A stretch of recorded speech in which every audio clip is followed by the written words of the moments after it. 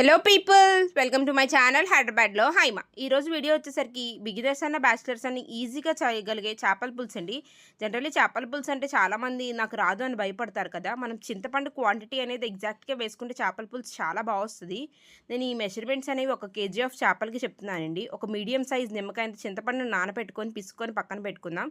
Next దానికి చిన్న మసాలా కావాలండి. దానికోసం వెల్లుల్లిపాయలు, నెక్స్ట్ అల్లం, 1 ఇంచు దాల్చిన చెక్క, 2 టేబుల్ స్పూన్లు ధనియాలు, జీలకర్ర, అదొక టేబుల్ స్పూన్, ఇదొక టేబుల్ స్పూన్, 3 లవంగాలు, 3 యాలకులు, ఒక చిన్న మీడియం సైజ్ ఆనియన్ వేసుకొని మిక్సీలో చేసుకొని పేస్ట్ చేసుకోవాలండి. కొంచెం ఒక చిన్న టీ గ్లాస్ వాటర్ వేసుకొని పేస్ట్ చేసుకోవాలి. ఎంతలా పేస్ట్ చేసుకోవాలంటే మీరు ఈ వీడియోలో చూస్తారు పేస్ట్ అనేది ఎంత స్మూత్గా వచ్చిందో ఆ విధంగా పేస్ట్ చేసుకోవాలి. నెక్స్ట్ మనకి చేపలకి మ్యాగ్నేషన్ చేసుకోవాలండి. మనం ఫస్ట్ చేపల్ని ఉప్పు, పెరుగు, పసుపు వేసుకొని కడుక్కోనండి. ఆ ఉప్పు, పెరుగు, పసుపు వేసుకుని కడుక్కున్న దాంట్లో కొంచెం ఆయిల్, కొంచెం ఉప్పు, కొంచెం కారం వేసుకొని మ్యాగ్నేట్ చేసుకొని ఒక 1 hour పక్కన పెట్టుకోవాలండి. మ్యాగ్నేట్ చేసుకున్నప్పుడు చేపల్లో ముళ్ళు ఉంటాయి. సో చూసి జాగ్రత్తగా మ్యాగ్నేట్ చేసుకోవాలండి. నెక్స్ట్ మనకి దీనికి ఆనియన్స్, మిర్చి కావాలి. ఒక మీడియం సైజ్ అంటే 3 మీడియం సైజ్ ఆనియన్స్ అనేవి స్లిట్స్ చేసుకోవాలి. మీరు ఈ వీడియోలో చూడండి ఎలా కట్ చేసానో ఆ విధంగా కట్ చేసుకోవాలి. ఒక 4-5 పచ్చిమిరపకాయలండి. పచ్చిమిరపకాయలు కట్ చేసుకోకపోయినా పర్వాలేదు. చేపల పులుసుకి ఎప్పుడన్నా కొంచెం స్పేషియస్గా ఉన్న గిన్నె పెట్టుకోవాలండి. అప్పుడే ముక్కలు చిదిగిపోవు, లేదా ముక్కలు అనేవి చిదిగిపోతాయి పులుసు మరుగుతున్నప్పుడు. ఆయిల్ పోసుకొని అందులో మనం ఆనియన్స్, మిర్చి ఫ్రై అయిన తర్వాత కొంచెం ఉప్పు వేసుకొని ఫ్రై చేసుకోవాలండి.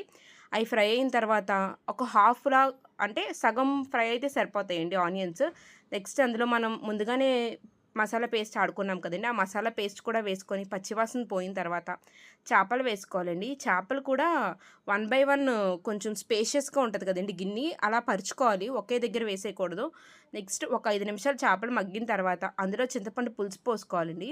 చింతపండు పులుసు అనేది ఒకేసారి పోసేసుకోకుండా బిగినర్స్కి అయితే రాదు కదా, వాళ్ళు కొంచెం పోసుకొని మనం టేస్ట్ చూసుకొని మరిగిన తర్వాత మళ్ళీ కొంచెం పోసుకొని మరిగిపించుకోవచ్చండి. అలా మన కన్సిస్టెన్సీకి తగ్గట్టు పులుసు పోసుకొని నెక్స్ట్ మనకి పులుసు పోసుకున్న తర్వాత మనకి వాటర్ కూడా కావాలి కదండి పులుసులోకి, ఆ వాటర్ కూడా వేసుకొని సిమ్లో పెట్టుకొని పులుసుని మగ్గనివ్వాలండి. ఎప్పుడు కూడా టేస్ట్ అనేది ఏ కర్రీ అయినా కూడా సిమ్లో పెట్టుకొని మగ్గడం వల్ల టేస్ట్ బాగా వస్తుంది. చేపల పులుసులో మెయిన్ అస్సలు గరిటె పెట్టకూడదండి. గరిటె పెట్టకుండా మీరు ఈ వీడియోలో చూసినట్టు తిప్పాలండి, అప్పుడే ముక్క అనేది చిరిగిపోదు. నాకు తెచ్చిన ఫిషెస్లో జన ఉందండి.